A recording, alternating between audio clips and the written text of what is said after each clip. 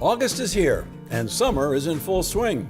The 4th of July parade was a tremendous success with a record number of floats, and I suspect a record crowd too. The day started out with the return of the ever-favorite pancake breakfast sponsored by the Chatham Rotary Club and the Central Cape Cod Kiwanis Club. The ever-popular Friday evening Chatham Band concerts are drawing large crowds, and the Chatham Anglers are working hard for a playoff spot. I'm Huntley Harrison with Richard Garvin to bring you the August edition of Chatham Today, the show that keeps you up to date with what's happening in the town of Chatham. This month, in our special segment, we are privileged to have with us Mandy Speakman, the director of the Chatham Council on Aging, to bring us up to date on the results of the town-wide community needs assessment and the prospects for a new building to house the COA, so they can better address the expanding needs of Chatham's seniors. But first, here are some of the notable events and activities during the month of August. As a good segue, we will start with the events and activities for the Council on Aging. On Monday, August 6th, at 1, there will be a free movie presentation, Finding Your Feet. This romantic comedy takes place in London and deals with the relationship between two quite different sisters. Come at noon for lunch, reservations are required, and transportation is available. Call now. And you are in for a real treat on Wednesday the 8th. A little shopping and some good eating. This day trip will be going to Orleans and make 3 stops. The first stop, the Christmas tree shop. This is always a favorite with their great prices and trendy items. Second stop is the Knack. This roadside stand is quintessential Cape Cod. Every single thing on the menu is handmade in-house, using the best local ingredients. The third and final stop is the local Scoop Ice Cream Emporium, where you will make your own sundaes.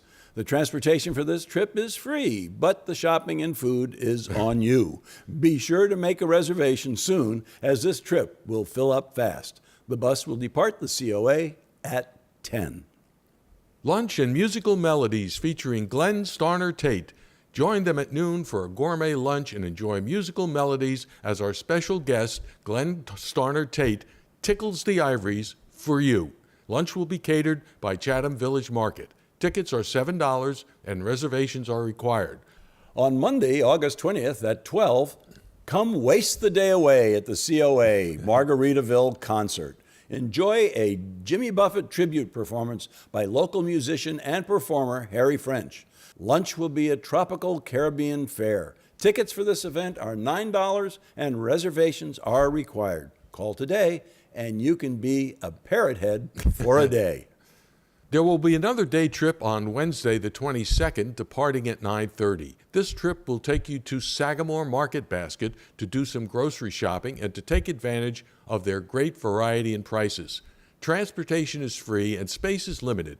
Call to reserve your place. And closing out the month of August, Spuds with Your Buds. On Monday, August 27th at noon, come to the COA where Sergeant Massey from the Chatham Police Department will show you how to take your run-of-the-mill baked potato and turn it into a culinary masterpiece. Oh, wow. Join them at their 5-star potato bar, where once you top, you won't stop. Come for lunch and stay for the movie. The free COA Cinema will be screening Chappaquiddick. Don't miss out on the fun. Reserve your spot today. Tickets are $5. The movie is free. And now for some items from the Eldridge Public Library.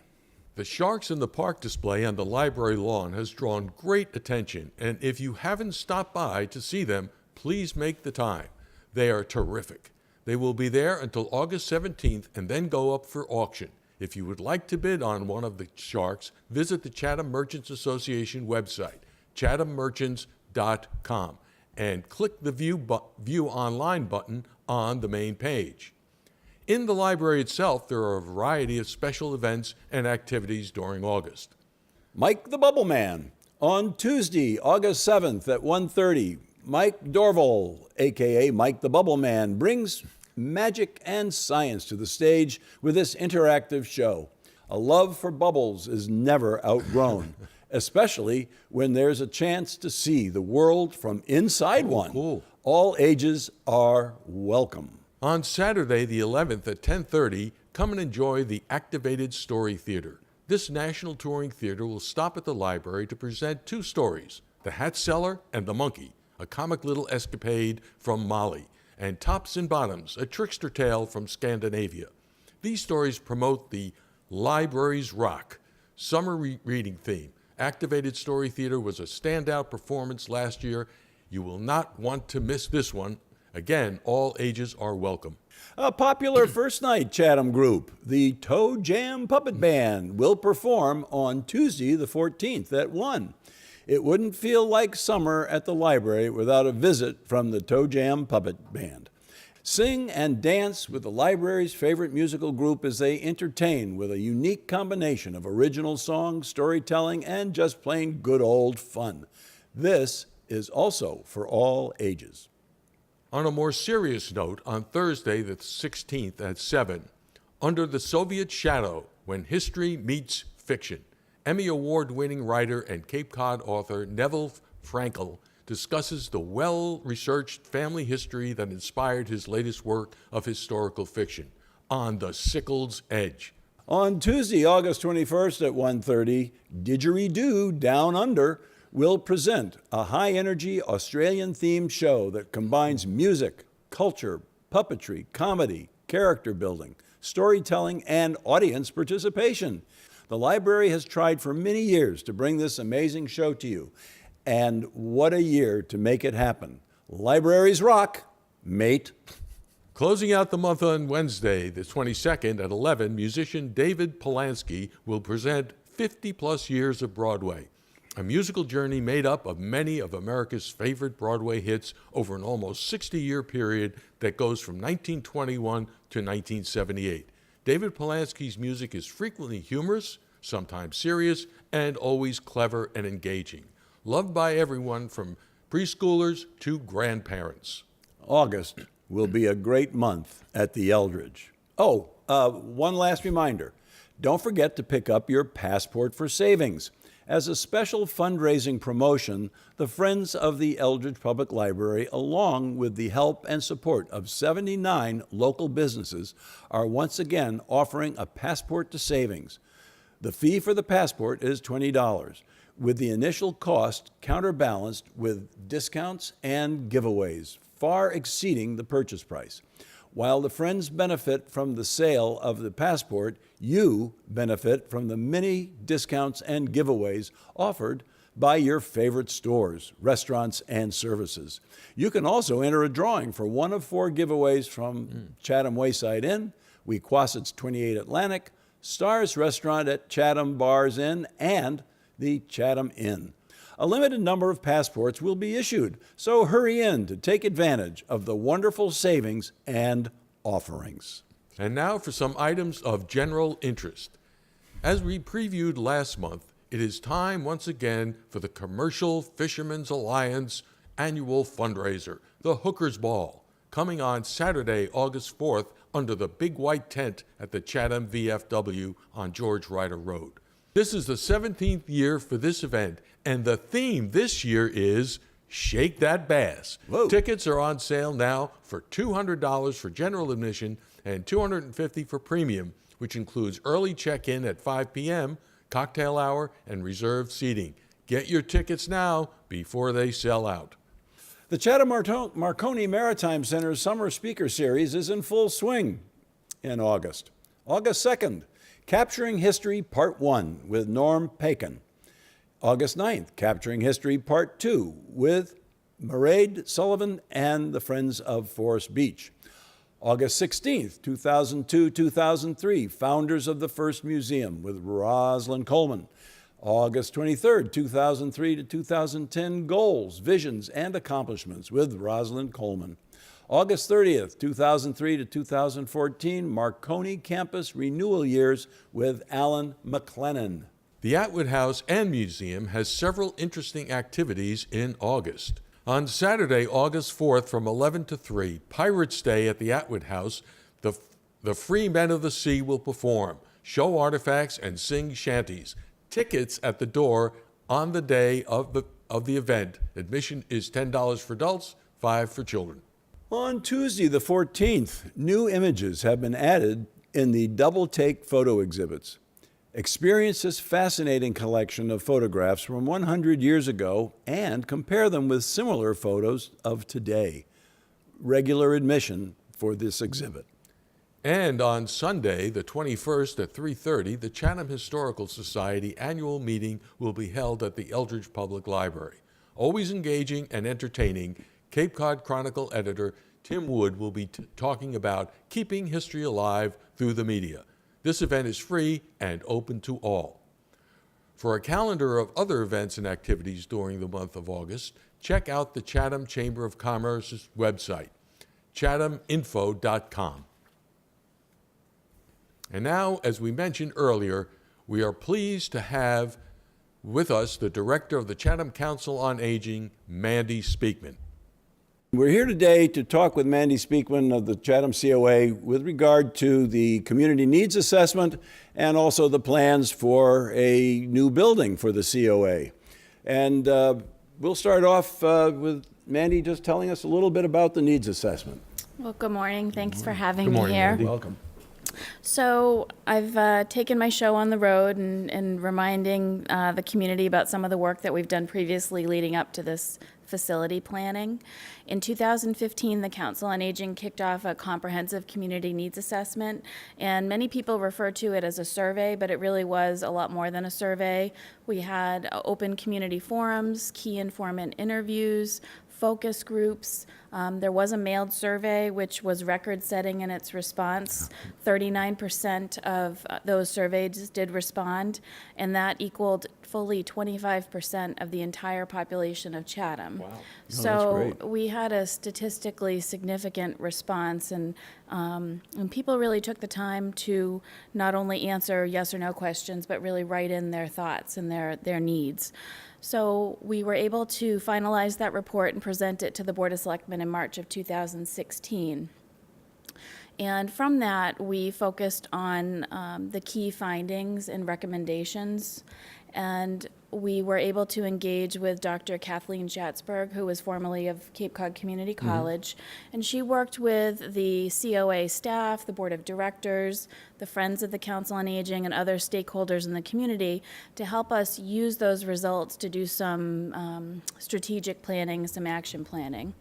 So our first order of business was to look at our mission statement, and we revised our mission statement and created some value statements.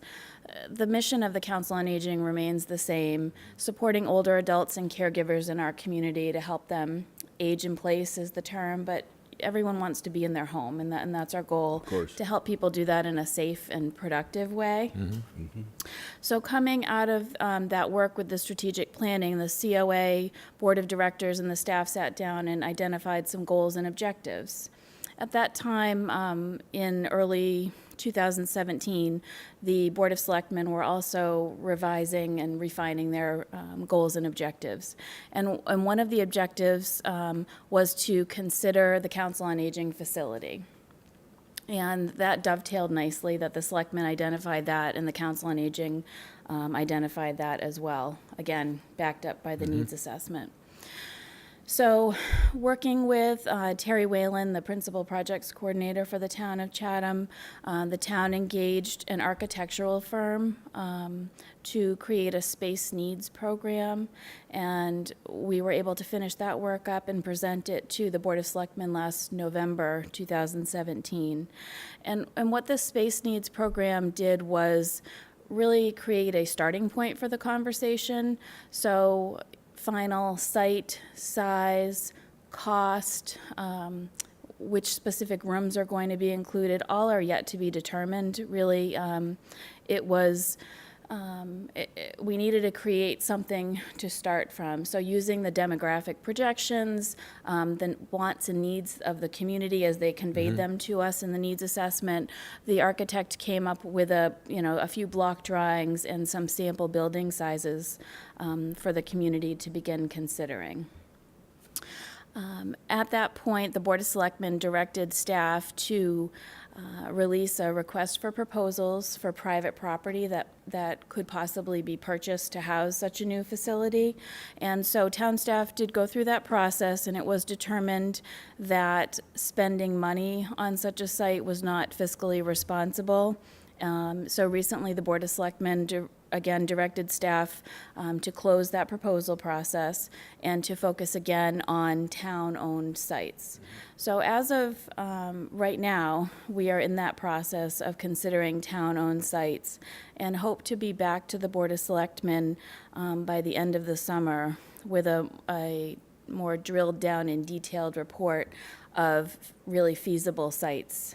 At that time, the Board of Selectmen will have the opportunity to consider those, and when they do decide on a final site, when they make their final site selection for the Council on Aging facility, at that time, a site feasibility report can be done, and we'll know based on the size of the property, the geographic makeup of the property, what kind of building can it house. There are always creative options for building. Anyone that's built a house knows that usually you don't get a square level lot that's just perfect for building. So we'll see what we can do to work with that. And along the way, these presentations to the Board of Selectmen and several community forums will be held as well during this whole site selection process to allow lots of opportunity for people to weigh in. So we're really hoping that people will take advantage of that. I know there was some concern, I remember reading in the paper about finding specific areas, and some were suited, some weren't so suited, and proximity to town as opposed to being kind of on the outskirts of the town. So that's a really interesting part of the conversation, and I go back to the needs assessment, reminding people that we did do a lot of work and outreach and proactively soliciting input from the community, and that there are two items that consistently come forth through the needs assessment in all phases of the needs assessment, which are, if the Council on Aging is to build a new facility, folks would prefer not to drive into town, into the downtown area to have to access it. And they also requested to not have to take a left-hand turn onto a busy road. And everyone chuckles, but we all know what that's like. Of course we do. Yes. So when we look at the town-owned sites and consider what's the best choice for a new senior center, instead of thinking about places that might feel isolated or isolating, I think we also need to consider that feedback for people. They're really looking for accessibility is what it comes down to, ease and accessibility. So those are factors to keep in the front of our minds as we're talking about the sites. What sites have they looked at that might fill the bill on this? So Terry Whalen is the lead on this part of the project, and in several seasons ago, Terry had presented to the Board of Selectmen a list of every town-owned site. And some of those could be culled right away based on conservation land or other uses or, size restrictions. So Terry's working on that as we speak. So I don't have a final list to share with you, but that is the list, and that's the information that'll come forth to the selectmen, and also during a couple of community forums that we plan on holding during the day and offering transportation to make it accessible. So there'll be some meetings in the evening with the selectmen, some meetings during the day, so that anyone who's interested will have an opportunity to share their thoughts. Would you anticipate any NIMBY complaints about this? I don't know. Because where you are now, you're away from everything. You have, I guess, a boatyard, an industrial area. We directly abut condominiums, so we are neighbors way in with the an back. apartment Okay. complex. Oh, okay. Which, that's a really good point. One of the most frequently brought up questions or comments is that what's the real need for parking? Yeah. Does the Council on Aging, what do we need for parking? And depending on the time or the day that you drive by, there could appear to be a lot of space in the parking lot. However, there are times, the ebb and flow of programming through the week, together with staff, volunteers, bus drivers, other municipal departments that are in the building for meetings, using up a lot of those paved parking spaces. And when you boil it down, we basically have 13 paved parking spots for participants. Yeah. And so trying to be good neighbors with the condos next door, it's really been a kind of we share. Yeah. We're there during the day, so they don't, complain when we use their visitor spots, and they're there on nights and weekends, so they're able to overflow into our lot. But that, we're lucky to have that, and it's through the graciousness of our neighbors. It's not a right that we have. Yeah. So with this new building, what rooms do you see being really important in putting in the new facility? So both from the community, participants, stakeholders, and then also caregivers, other service providers, and staff and volunteers, there's a pretty consistent list that came forth through our assessment process. And the things that jump to the top of the list are obviously safety and accessibility, zero clearance entryways, the kind of finishing and I guess decorating aesthetics that are also user-friendly for vision impaired, those who have trouble ambulating, privacy, confidentiality for the outreach work, and sometimes also the director. A large meeting room, Yes, right. and not just a large meeting room, a large space that could be used for multiple purposes, either as a large program space or broken up into smaller spaces for multiple programs to run at the same time. Door, like a sliding door, wall. There are whatever it lots is. of different examples. Well, I of know you that. have. I know you have the gourmet lunch Mondays, and then you usually follow that up with a really interesting program for everyone.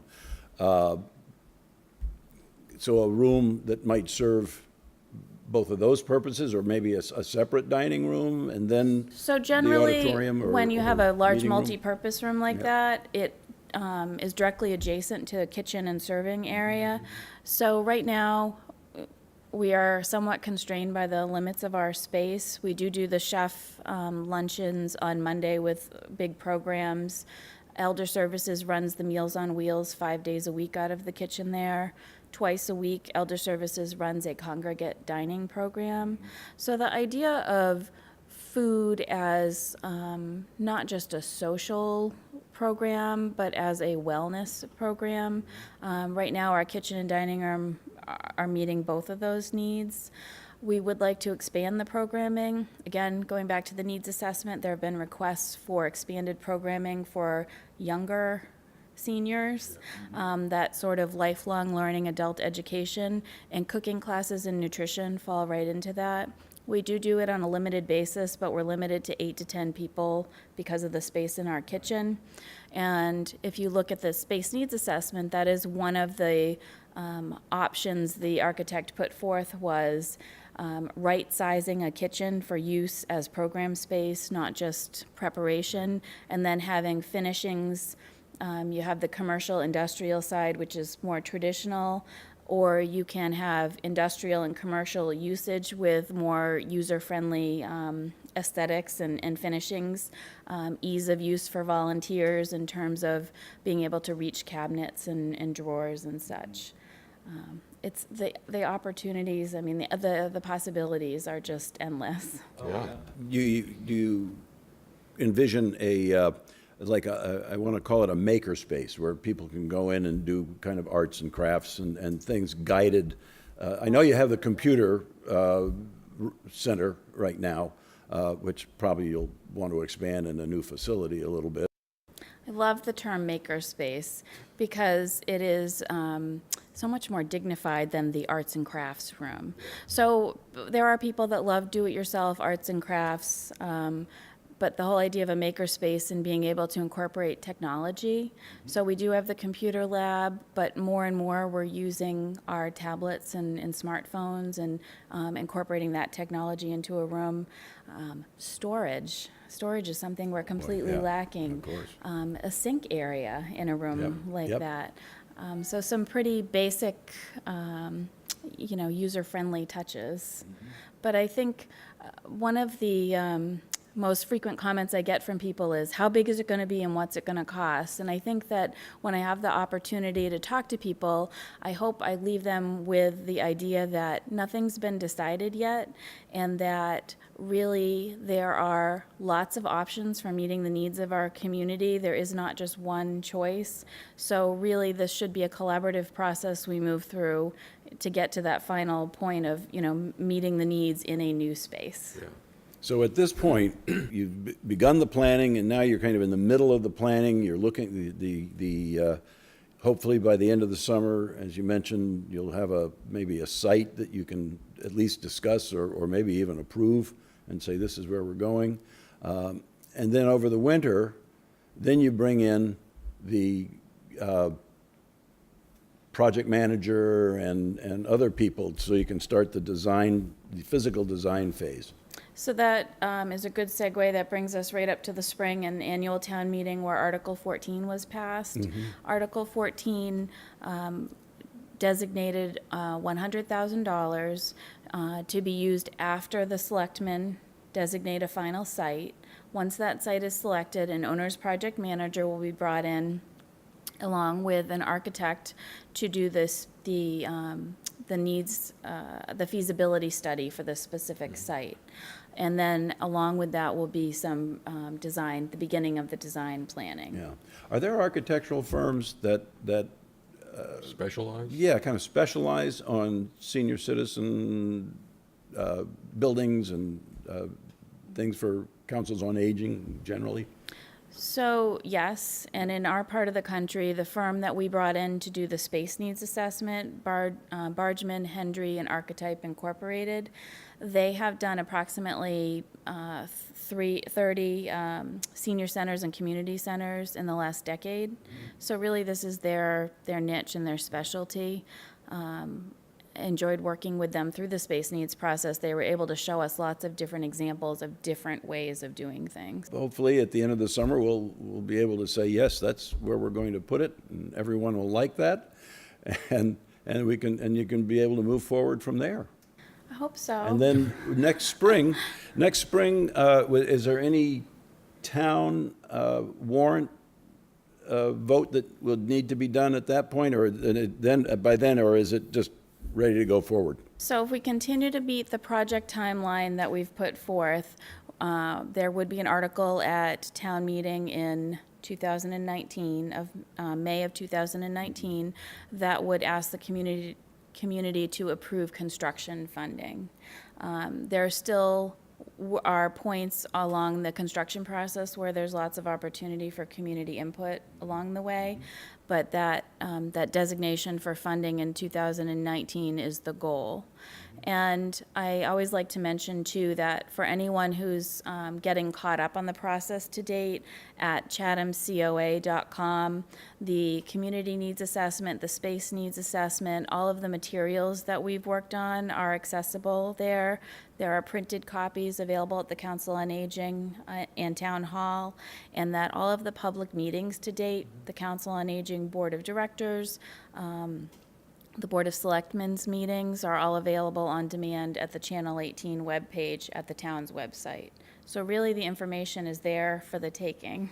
I would like to say we thank you so much for coming. Is there anything particular you'd like to tell the viewers about the project? I know we've kind of gone over it generally, but anything in specific?